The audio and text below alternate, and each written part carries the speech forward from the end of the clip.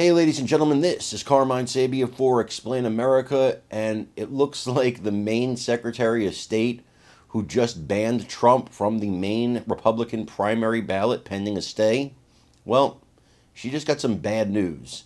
Before we get started, please make sure you like, comment, share, and subscribe. Those little things really help us out, and they help our channel continue to grow. You know, I've said it before, and I'll say it again. You got the Russia hoax. You got 2 nonsense impeachments. 93 felony charges. You had celebrities begging electors in 2016 to not vote for President Donald Trump. They have tried everything. And now, the next step, remove them from ballots. Colorado did it. The Maine Secretary of State, unelected by the people, elected by the legislature, who has posed for photos with President Joe Biden, big endorser, okay? She removes Biden's #1 challenger from the ballot. Now, she put a stay on it pending appeal, which she knows is going to come. And she says she's waiting for the Supreme Court to get involved in the Colorado case, and that would decide what Maine does with the ballot. But the fact of the matter is, one person unilaterally deciding an entire state can't vote for the candidate of their choice is ridiculous.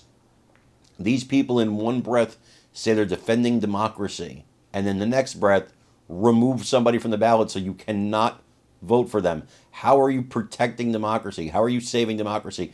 I don't even want to get into the fact that we're not a democracy. We're a republic.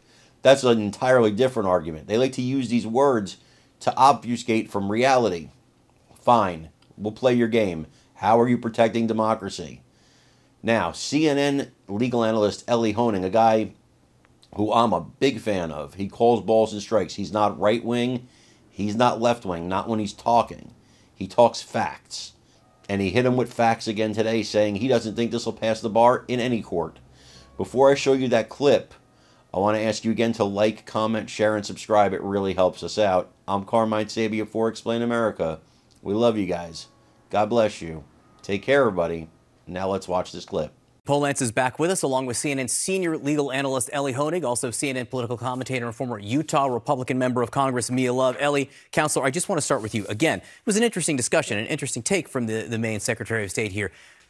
The 14th Amendment, Section 3, says in plain text that if you shall have engaged in insurrection, you can't be in office.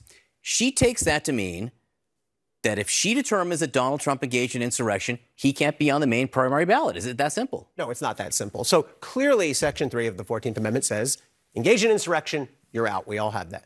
The complicated part, and where we are going to see this play out in the courts, is who gets to decide and by what process. Now, it's important to note, and in the ruling, the Secretary of State we just heard from says she's basically following the same legal reasoning as the Colorado Supreme Court did last week. And she says in her ruling, if this gets struck down in Colorado, we're out of luck, too. So she's basing it on the same legal argument. Let me sort of lay out the arguments, both sides. And by the way, it's worth saying, we're all theorizing here. We're in legally unknown territory. The argument against is, first of all, the 14th Amendment, Section 5, says Congress has the authority to pass laws to implement this. They did. They passed the criminal law. And the argument is that means Congress, not the states. But perhaps, and this is the argument that the Maine Secretary of State in Colorado made, the states can do it too.